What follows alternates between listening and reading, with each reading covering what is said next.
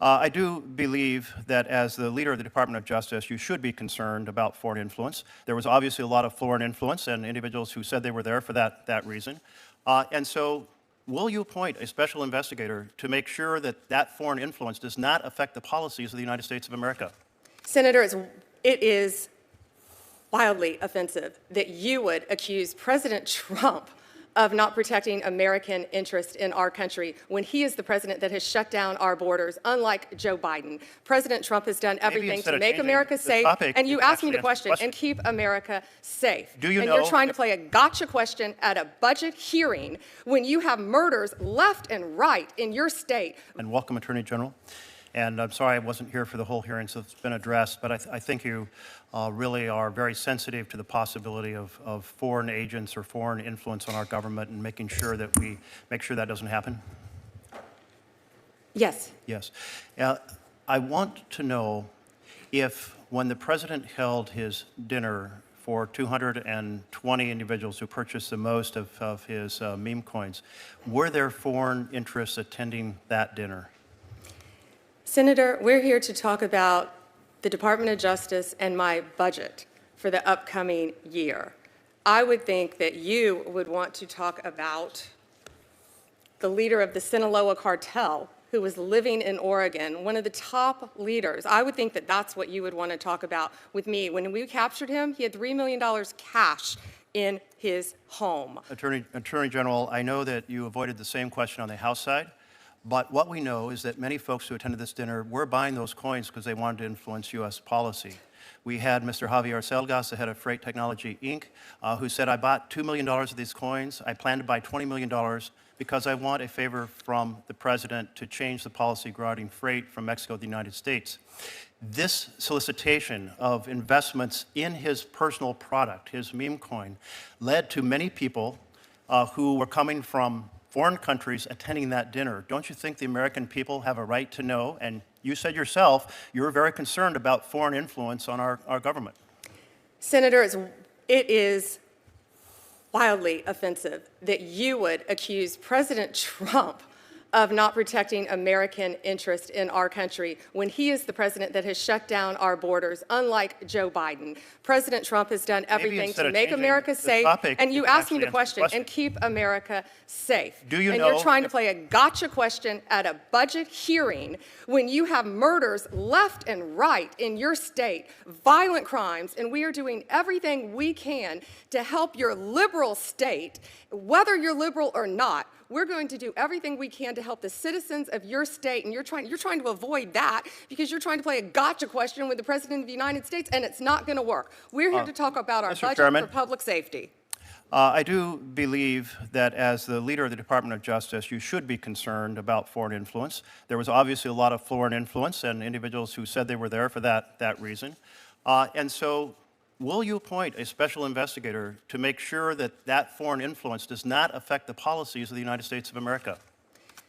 I'm not going to tell you what I will or will not do, other than I will do everything to keep the people of your state safe, even though you don't want to talk about anything to do with your state because of the crime in your state. You also voted no on the Laken-Riley Act.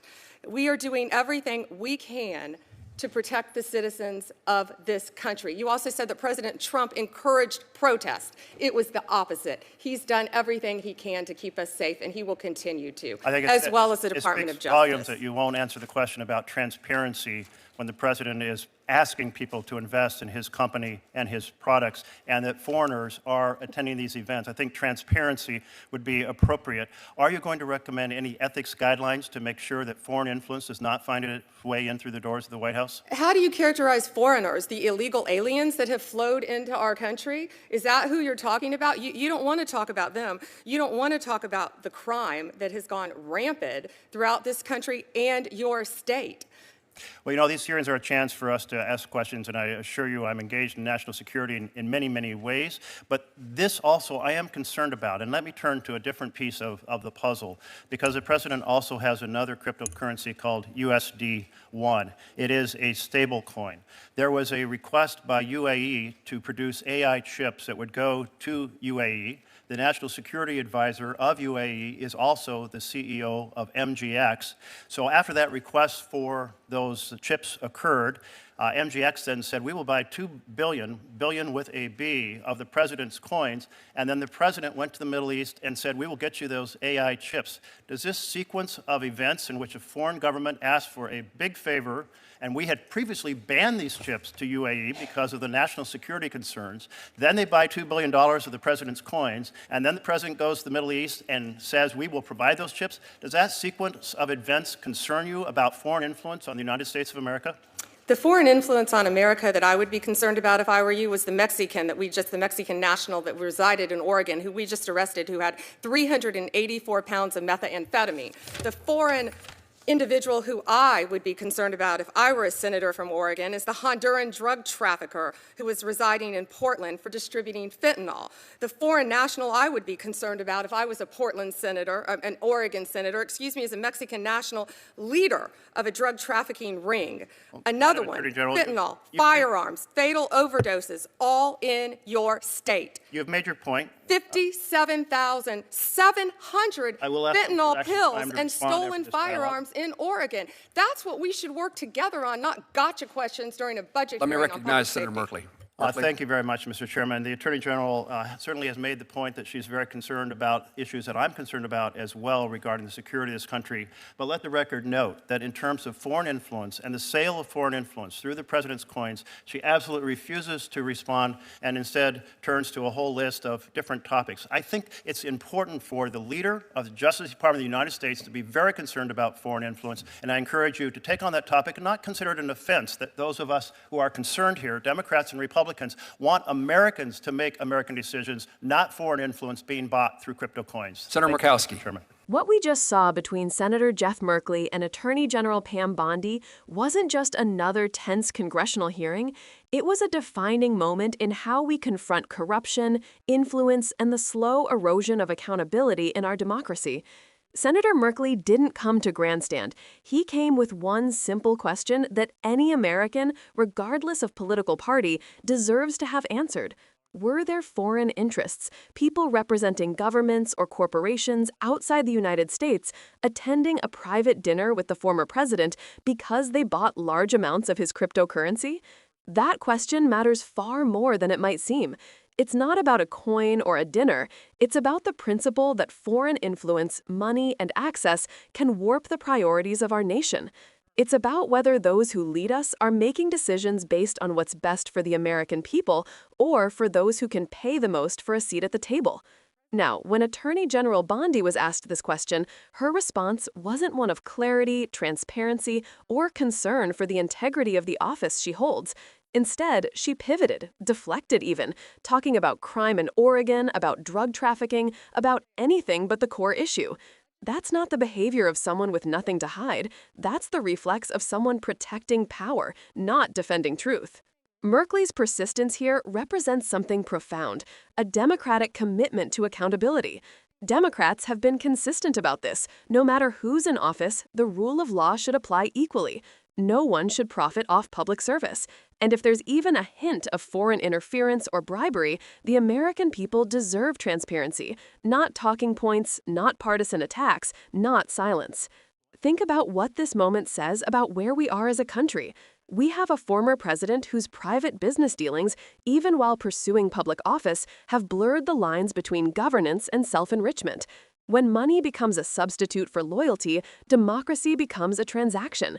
And when our leaders can host lavish dinners for investors in their personal ventures, including those with foreign ties, the distinction between the public good and personal gain collapses. Senator Merkley also raised a second, even more chilling example. Reports that a foreign government, the UAE, bought $2 billion worth of Trump's cryptocurrency shortly before his administration reversed a policy restricting high-tech chip exports to that same country. This isn't just an optics problem. It's a direct challenge to the notion of sovereignty. If a foreign power can spend its way into favor with the U.S. president, what happens to our national security? What happens to our independence? What happens to the American people who are supposed to be the only ones with a voice in shaping our policy? This is where Democrats have been unwavering. Government should never be a marketplace for influence.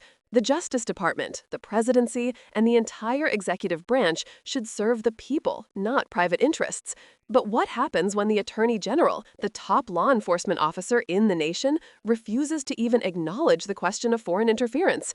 When she chooses deflection over disclosure, loyalty over law, and political survival over public accountability?